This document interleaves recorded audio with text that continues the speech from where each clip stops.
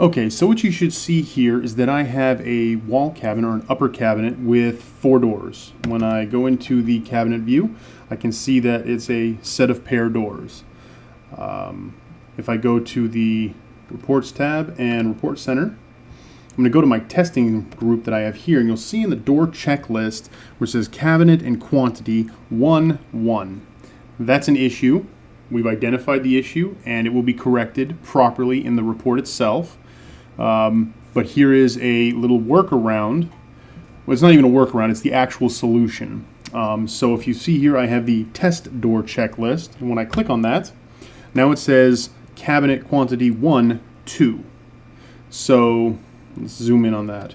So this is what we want it to show right here, and this is what it's currently showing right there. So that's not good. To correct this, what we do, first we will go to Setup Reports and we'll find our door checklist. Now, because I was working with it, that's what's selected. I can just click on the title column to sort everything and then type in door checklist on my keyboard and it'll find it. So I was working with DCL001.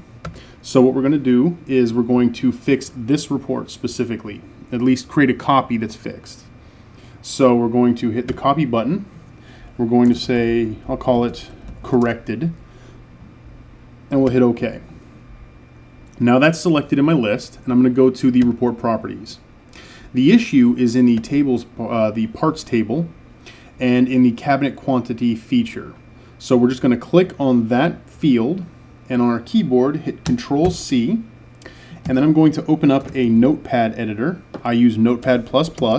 If you don't have it, I recommend you get it. It's very, very good.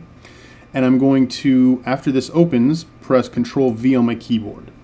And we're going to find the offending part, or the offending issue here in this SQL, which is in the aggregate function, or how everything is grouped together. You'll notice that I have a comma and doors.doorID. That's the problem. It's grouping on the door's door ID.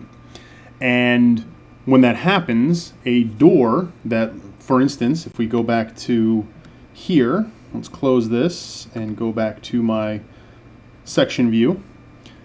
These two doors, here and here on this pattern, are going to be the same. They're identical in every way, except that in the report.mdb, they're going to have their very own door ID to uniquely identify that specific door.